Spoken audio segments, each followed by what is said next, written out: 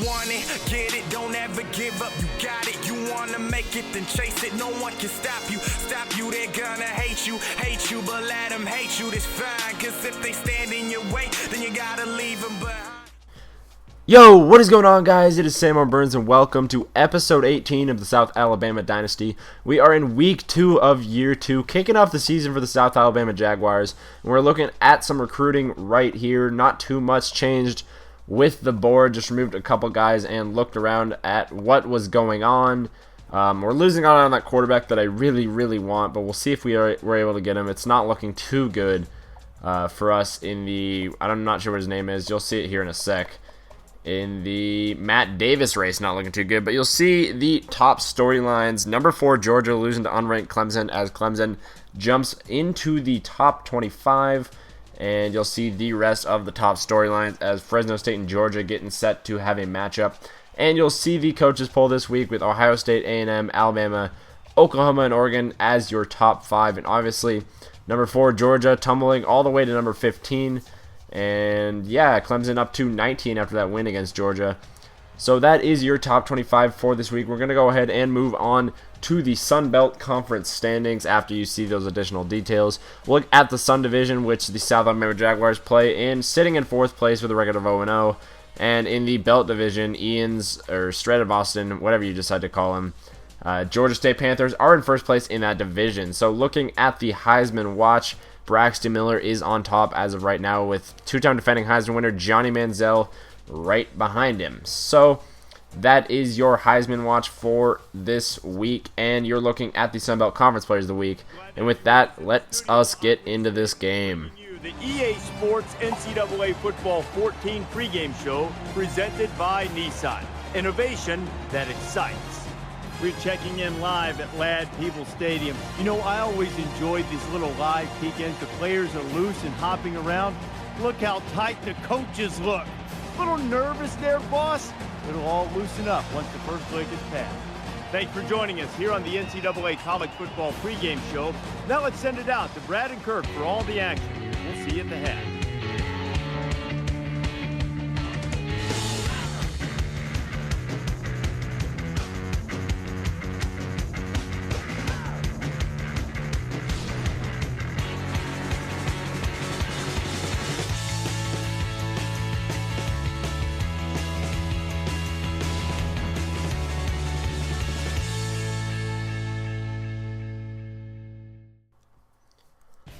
Alright, so to kick off the 2014 season, the South Alabama Jaguars play host to the Mississippi State Bulldogs here in Ladd Peebles Stadium. And to kick off the game, Jamion Lewis with the 14-yard reception from Dak Prescott.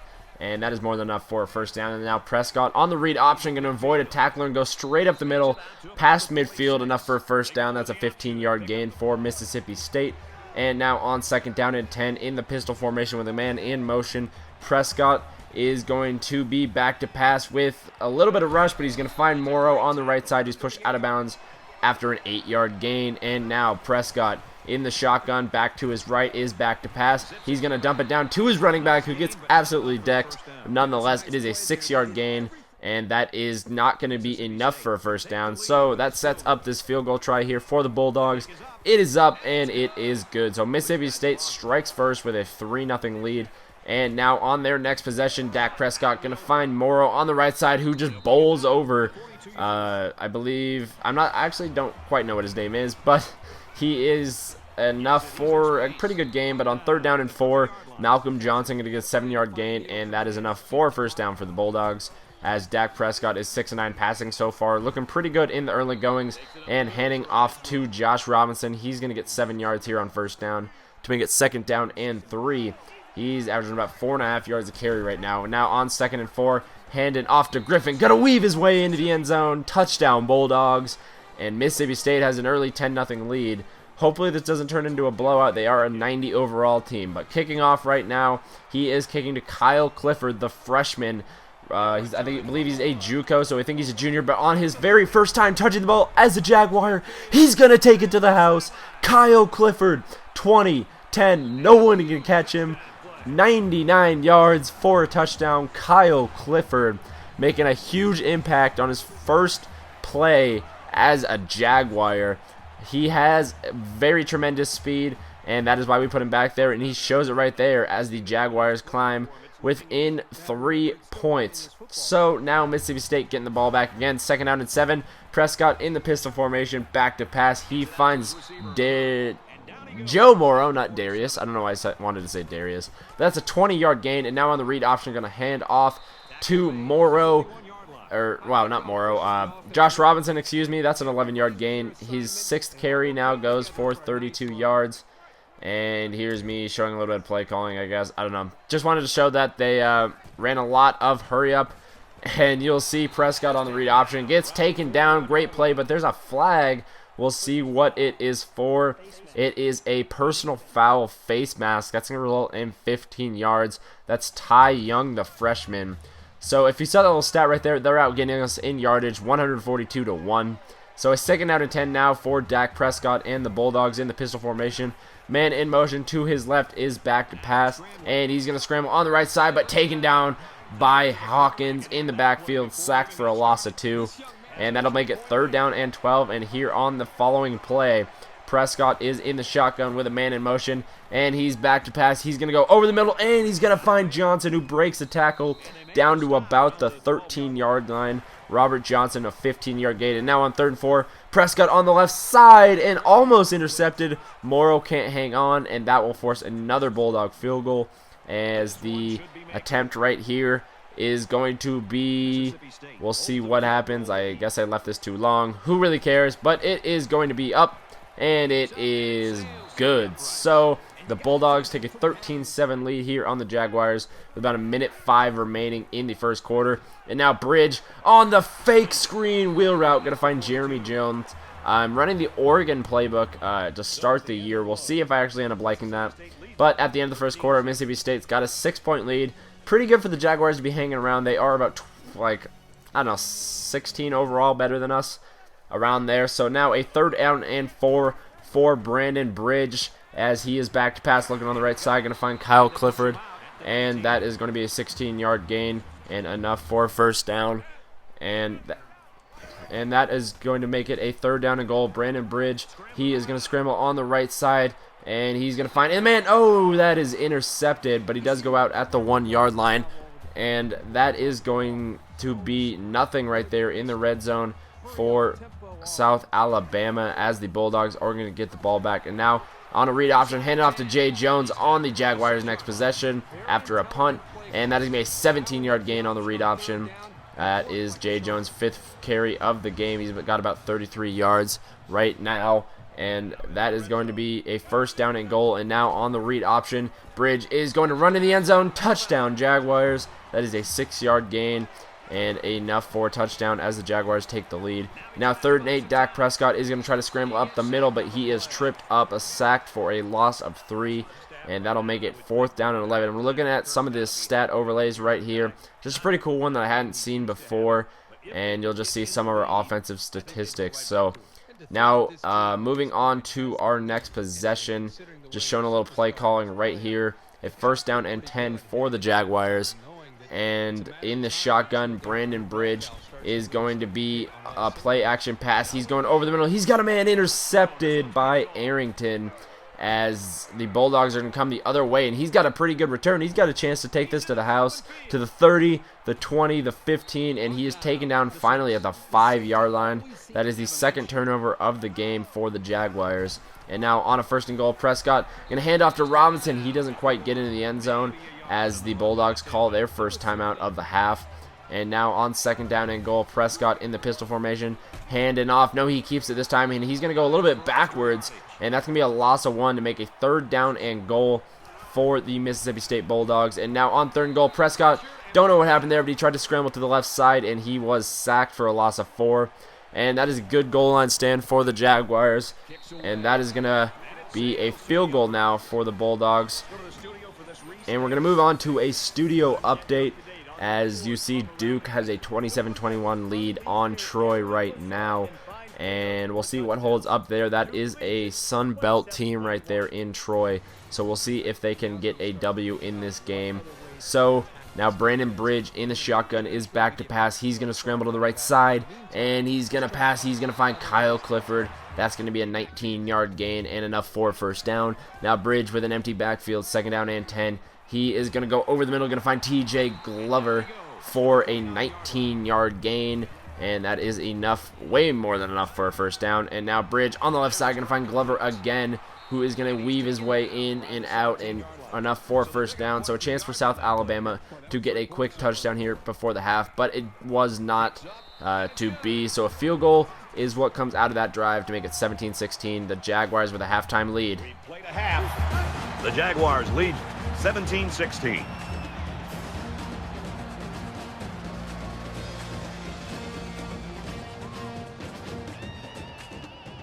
We've played 30 minutes. Glad to have you with us on the EA Sports NCAA Football 14 halftime show presented by Nissan.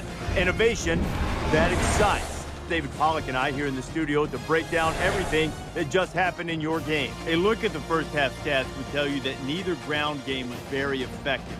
Less than 3 yards per rush. Both teams, though, continued to try to run it. When you're not having success, how important is it to still maintain that physical nature, keep trying to run the football? I think every team's different, but when you got teams that have balance, I think those are the teams that you see are more successful. You make the defense honor the run. Now listen, if they continue to stop it and they continue to put 8 guys in the box, I think you got to pick your spots when you want to throw on first down. You can't be predictable and run it every single time, and you got to be a little bit balanced, but it definitely pays dividends later in ball games if you stick with the run throughout a whole game. Just about set to start the second half. What are you looking for? I'm looking to see which team has that decided schematical advantage. And if they can find it, they'll blow holes 3 or 4 axe handles wide. Brad and Kirk will be there to call the second half. All right, so we are getting back at it with a 3rd down and 3 for Brandon Bridge, who is going to roll out to his right side, takes off running, and that is going to be an 8-yard gain, enough for the first down there on 3rd down.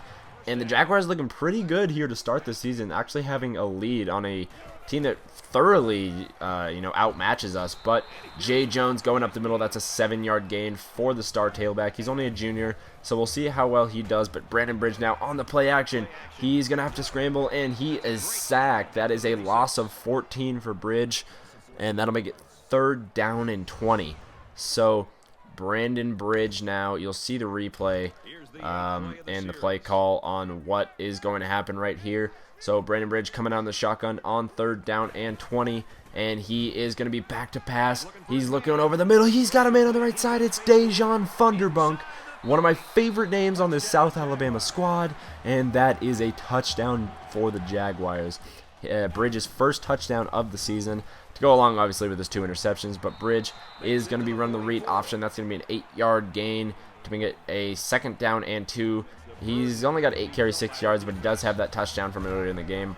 And Prescott now, after a South Alabama punt, is going to be on the right side, and he's got some room. Finally almost dragged down by May, but then dragged down by Lewis. Dak Prescott with a 33-yard gain for the Mississippi State Bulldogs. And that'll set up a 3rd down and 15 later on the drive. Prescott in the pistol formation, back to pass. He's going to go on the right side. He's got a man. It is Jamion Lewis, or Jamion.